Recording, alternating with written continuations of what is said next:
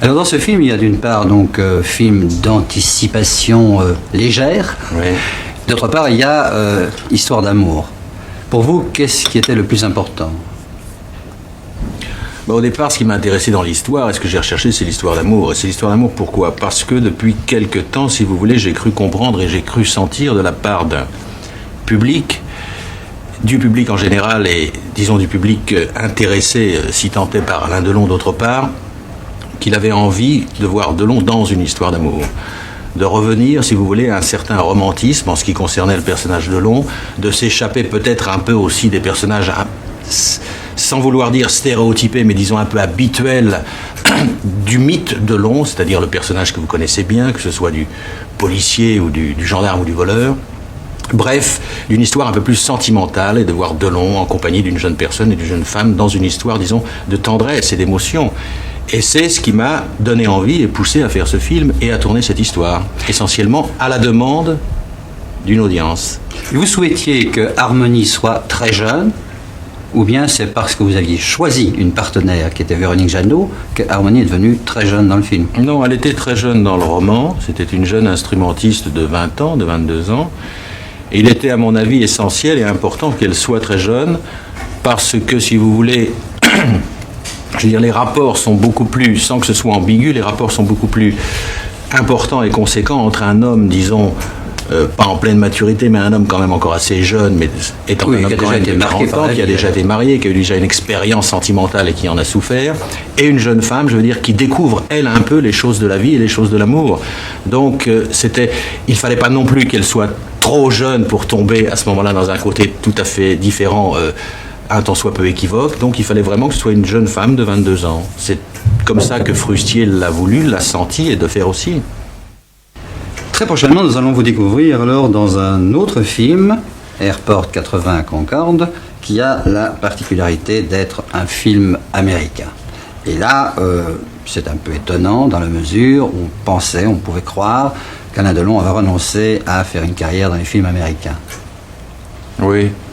Oui, je vois pas ce qu'il y a de très étonnant. Disons, bon, ça c'est une histoire ancienne. J'ai déclaré un jour que je ne concevais pas de faire une carrière américaine parce que pour espérer vouloir faire une carrière américaine, il fallait vivre aux États-Unis. C'est-à-dire qu'il fallait totalement abandonner son pays, son cinéma et s'installer et devenir américain à part entière. Que pour moi, en ce qui me concernait, c'était une question de choix et qu'il n'en était pas question et qu'un jour dans ma vie, j'avais choisi de rester français et de rester européen. Ça, c'est mis à part.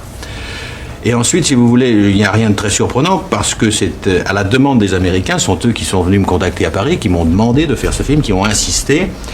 D'abord parce que le personnage quand même que l'on m'a proposé, le personnage du pilote du Concorde, que c'était l'histoire du premier Concorde français qui sera aux États-Unis, acheté par une compagnie américaine, etc.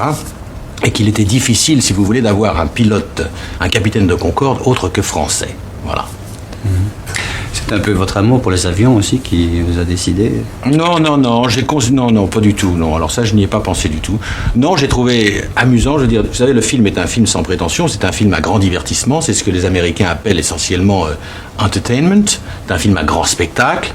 Ça n'est pas seulement un film catastrophe. C'est aussi un film où il y a quand même certaines histoires et des choses qui se passent entre les personnages.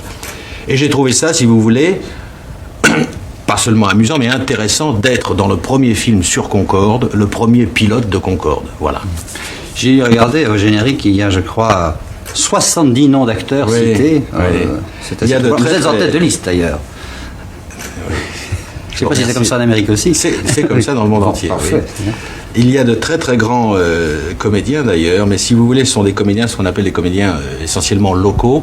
C'est-à-dire que beaucoup d'acteurs dans le style de Martha Ray, si vous voulez, sont des gens, Mercedes McCambridge, sont des gens très très importants et très connus, principalement à la télévision aux États-Unis. Vous savez que la télévision est très très importante aux États-Unis.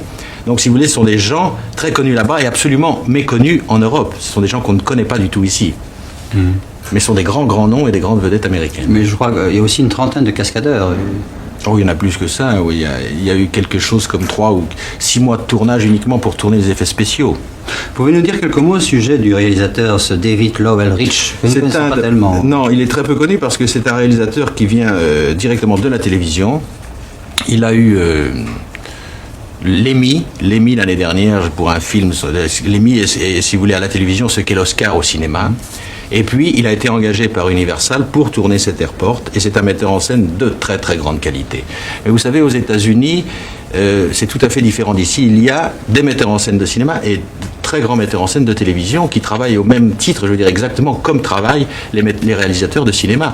Donc, ça n'est pas surprenant de voir un réalisateur venant de la télévision et immédiatement s'adapter au monde et à la technique cinématographique. C'est à peu près la même technique. Dans une interview assez récente, vous déclariez, je cite de mémoire, donc c'est probablement approximatif, et je crois même qu'en disant cela, vous citiez Gabin, que si la situation du cinéma français continue à être ce qu'elle est, vous seriez amené à faire votre valise et à vous en aller de par le monde, tourner tantôt ici, tantôt là-bas. Est-ce que c'est le prélude ? Oui, c'est pas tout à fait ça. J'ai effectivement dit que la situation du cinéma, pas seulement français, mais du cinéma européen en général, était assez déplorable, mais que de toute façon, c'était pour répondre à une question qu'on me posait sur le producteur Delon. Et le producteur Delon avait effectivement des angoisses et des craintes quant à l'industrie cinématographique. Et on me parlait après de l'acteur Delon. Et j'ai dit, en ce qui concerne l'acteur Delon, je n'ai pas les mêmes craintes parce que je suis un saltimbanque et j'aurai toujours la possibilité de prendre ma valise et d'aller faire mon métier dans le monde entier. Et si ça ne va plus ici aujourd'hui, l'acteur, lui, ce qui n'est pas une solution, ce qui n'est pas non plus une satisfaction, aura toujours la possibilité, quand je dis la possibilité, c'est dans le domaine de la survie, si vous voulez, de prendre sa valise et d'aller faire son métier au Japon, en Afrique du Sud ou ailleurs. Mais ça n'est pas un souhait.